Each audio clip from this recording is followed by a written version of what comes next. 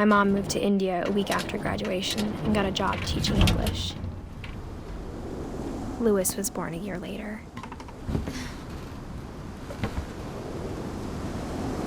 When my dad died, I don't think Mom knew where else to go. I'm sure Edie was happy to have her back.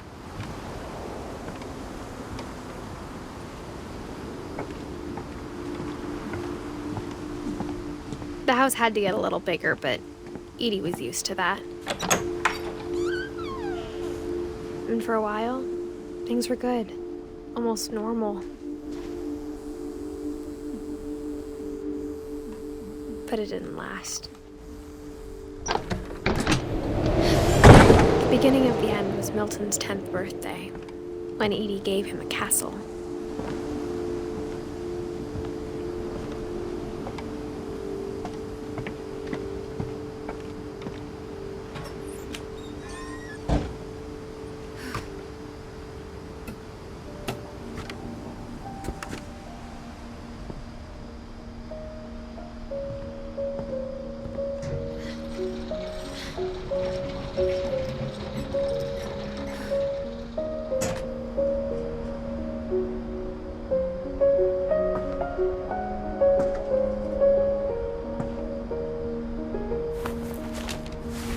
Milton Finch in The Magic Paintbrush.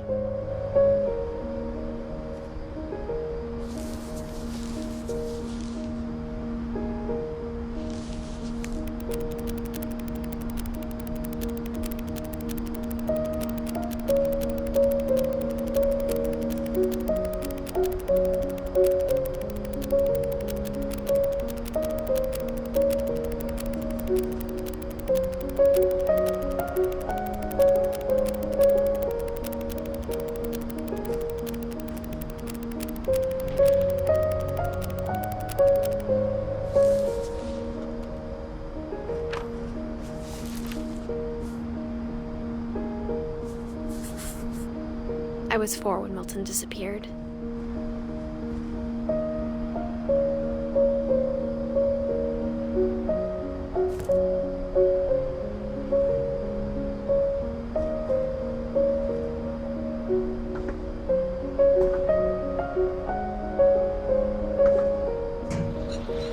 Mom spent months searching for my brother.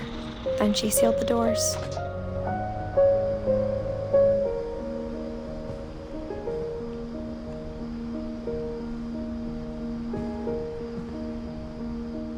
Whatever Milton had found in the house, Mom didn't want it getting out.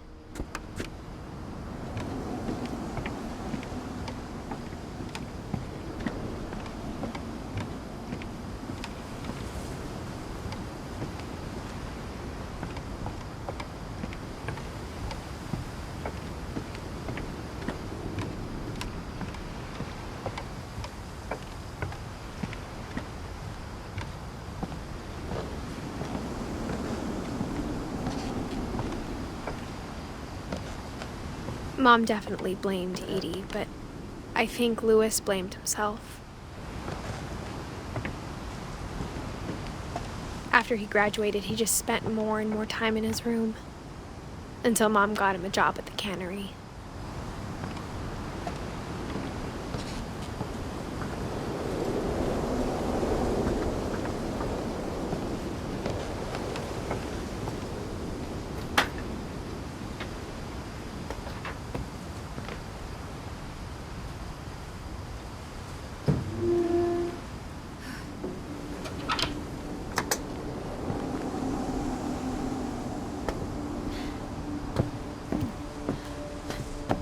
Louis's room smelled very, very familiar.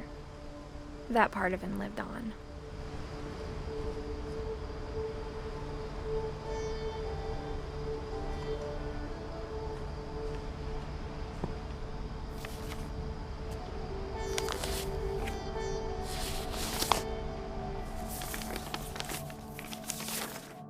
Dear Mrs. Finch, as Louis's psychiatrist, I can understand your desire for an explanation. As I see it, the trouble began in January, shortly after we convinced your son to seek treatment for substance abuse. Newly sober, I believe Louis first noticed the monotony of his daily life.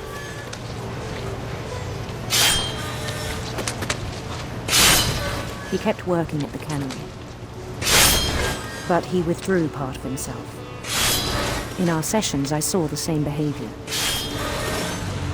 His mind began to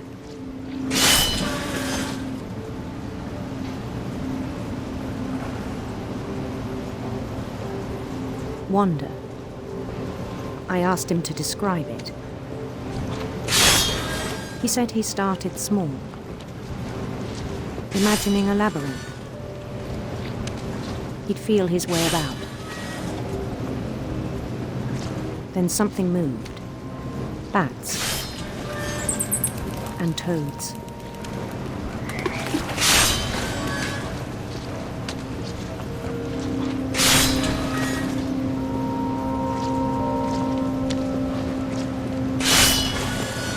And things that have not names. He knew it was all in his head.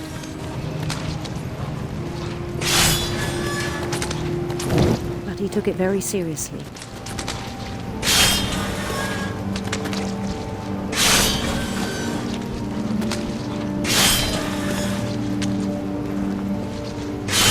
I had hoped he'd find himself.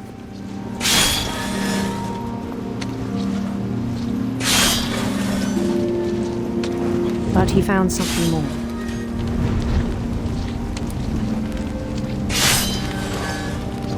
I worried about him then. Daydreaming at the cannery.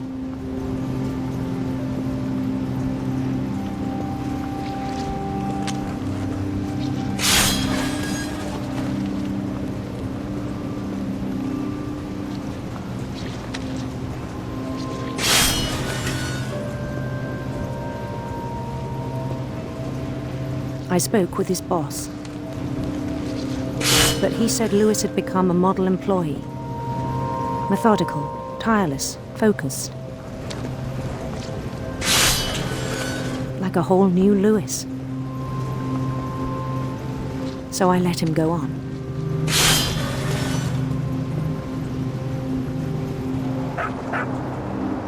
I even encouraged him. It seemed very promising at first. He told me he'd made a new friend.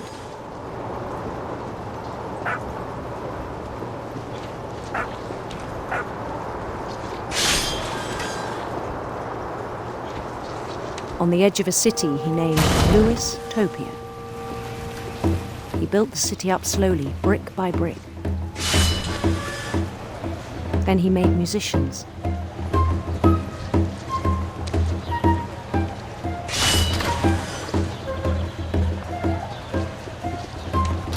And songs for them to play.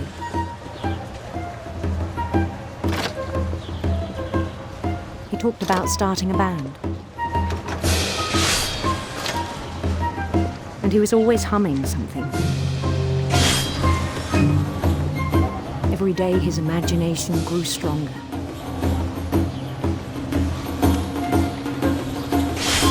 He no longer spoke at the cannery.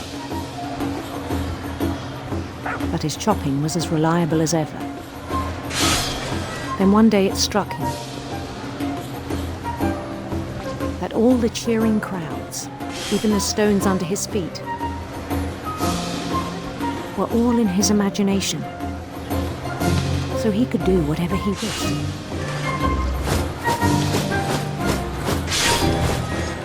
He held an election for mayor. And he won. They begged him to stay, but his mind was already wandering. It became a game for him.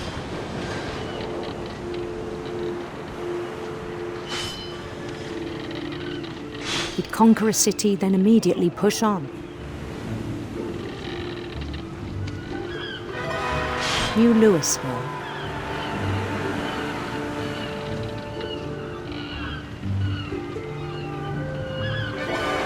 St. Louis. He started drifting away from our reality.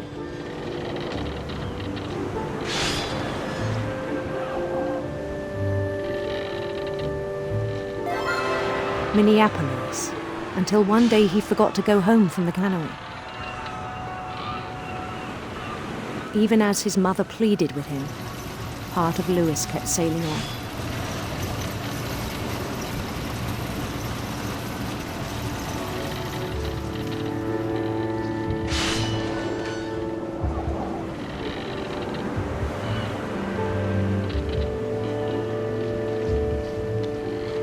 In Lewisburg, he heard rumours of a handsome queen.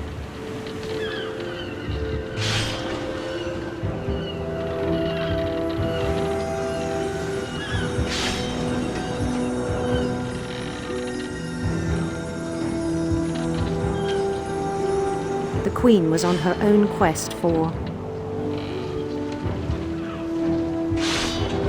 radiant rainbows.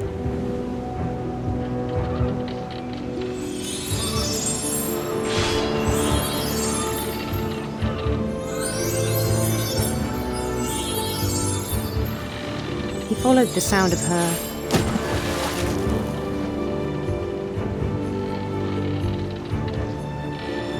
electric sitar.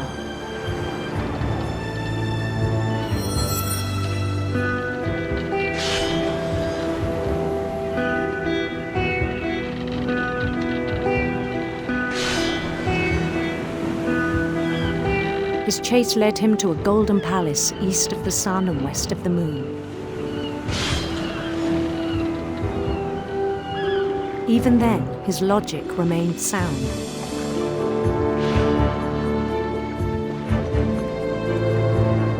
He knew the world was all in his imagination.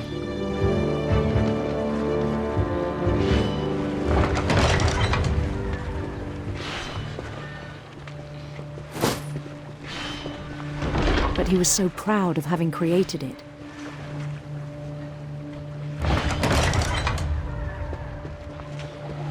In his own eyes, he'd become something greater than a king.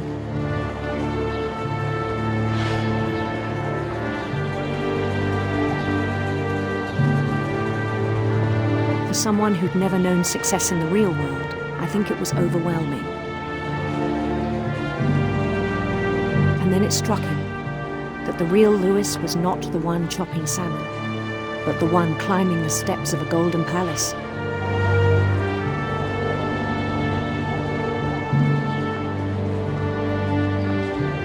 My imagination is as real as my body, he told me. It was hard to argue with him.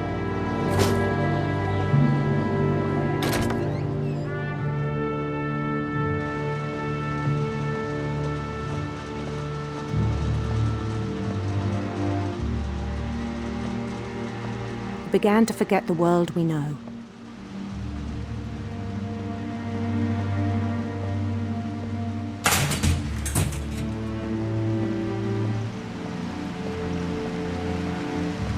I think it pained him to remember Lewis, the cannery worker.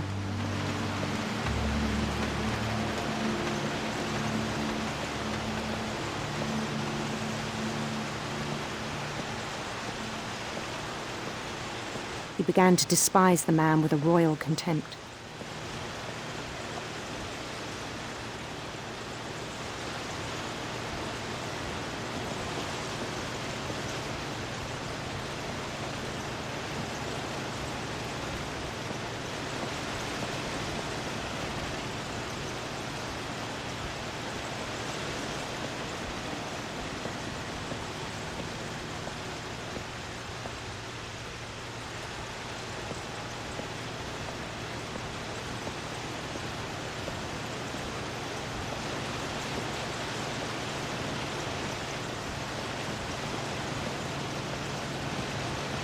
I still thought I could save him. Even after he said he was being crowned king over all the lands of wonder.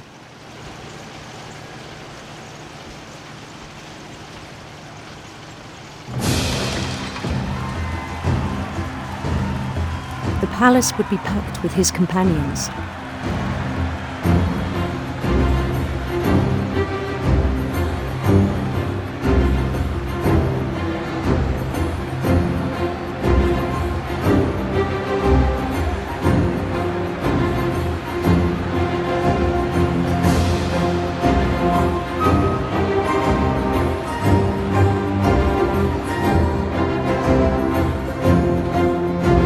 including the wise Calico who'd insisted on advising him.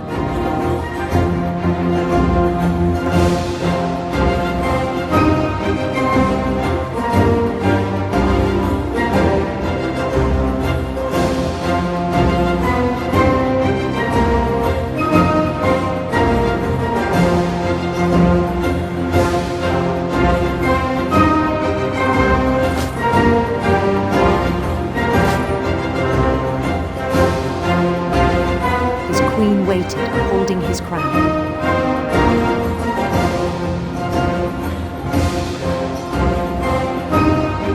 There was only one thing left to do.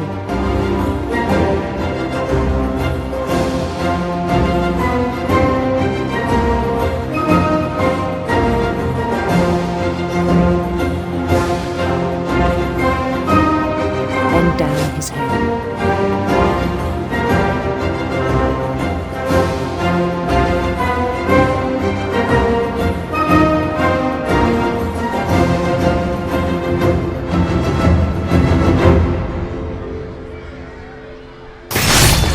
The rest I think you know. Mrs. Finch, your son was a kind man who will be missed by all of us who knew him.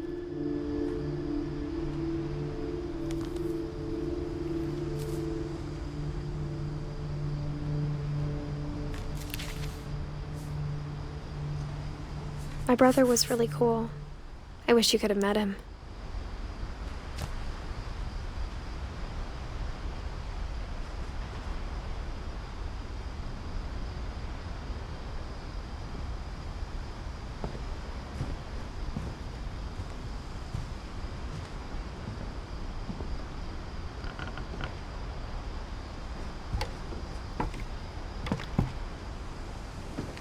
On the way back from Lewis's funeral, my mom told me to start packing.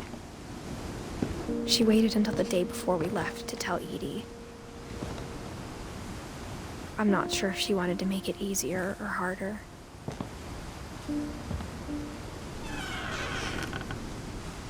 I wish we'd stayed. But I understand why we left.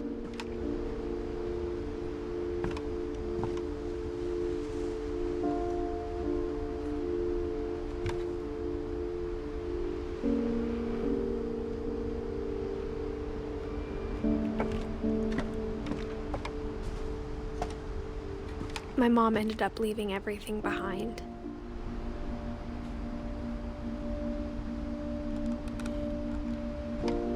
What happened that night had been coming for a long time. Maybe it should have come sooner.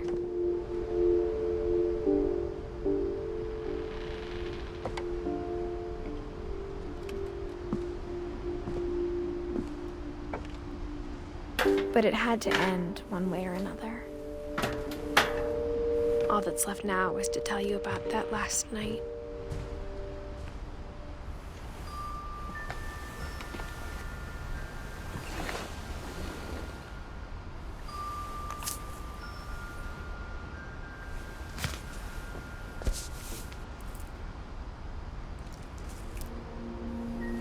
That whole last day, Edie just watched us pack and didn't say a word. Until supper, when she raised her glass and said, "To our final night together, and all our final nights apart." Grandma, you know what I said about alcohol. Some of your medications are very Edith, specific. I left a present for you in the hallway. Why don't you go open it? The grown-ups have to argue now. I'm sorry, you're right. We're all leaving tomorrow. Let's just enjoy our last... I'm not leaving. Edith, you're excused.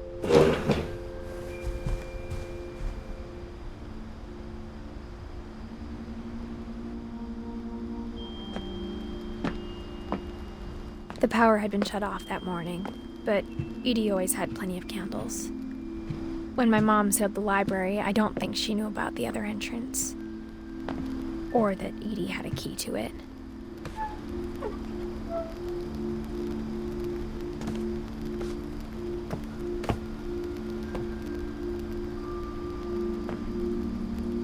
That thing you're afraid of isn't going to end when you leave the house.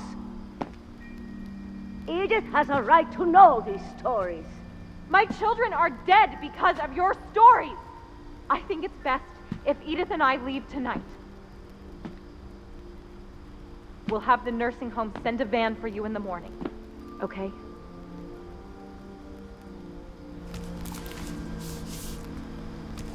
Dear Edith, there's so many stories I wish I could tell you, but there's only time for one. This is about what happened on the night you were born. That night, the tide went way, way out. It was the first and last time I ever saw the old house aground. There'd been an earthquake out in the middle of the ocean. They called it the lowest tide in 1,000 years. God, it smelled awful. You know, I've seen that house every day of my life.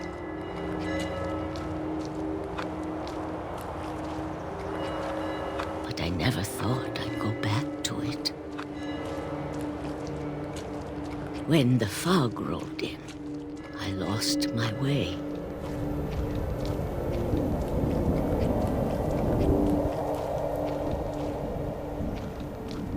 I got turned around.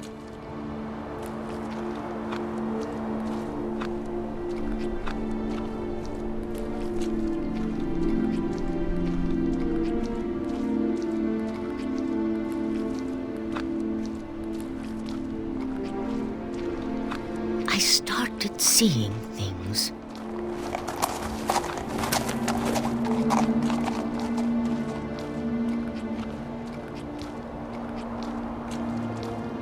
Things I'd forgotten had ever existed.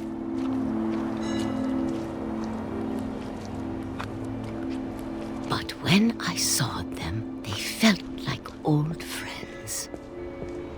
That night, a lot of things came back to me. Or maybe I came back to them.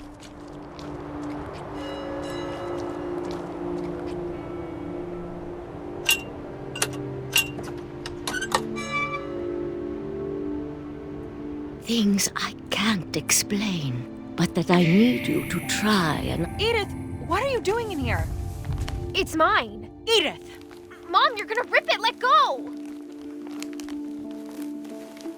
I kicked and screamed, but Mom dragged me to the car.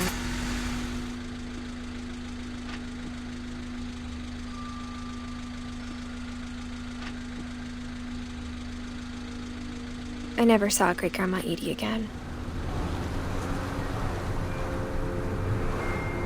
The next morning, the van came to pick her up, but she was already gone. After that, we moved around a lot.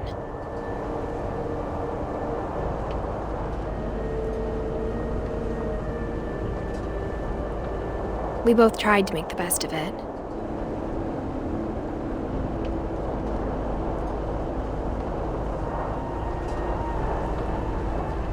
A few years went by.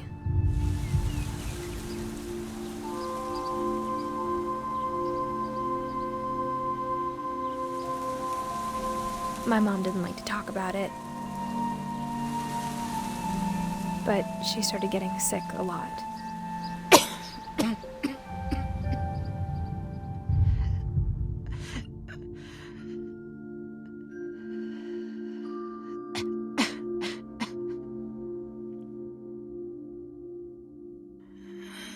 She got better for a while,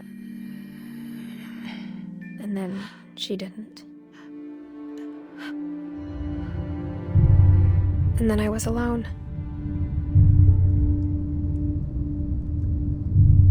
The last Finch left alive.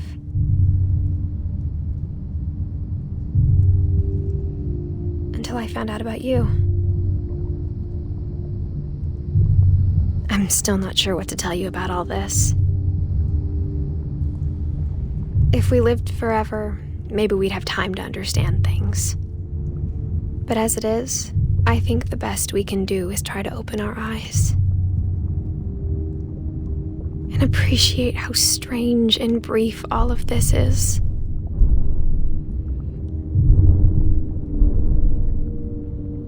This journal was supposed to be for you, but now I hope you'll never see it. I just want to meet you and tell you all these stories myself. But I guess if you're reading this now, things didn't work out that way.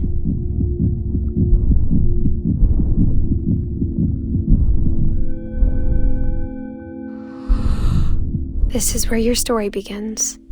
I'm sorry I won't be there to see it. It's a lot to ask, but I don't want you to be sad that I'm gone. I want you to be amazed that any of us ever had a chance to be here at all. Good luck.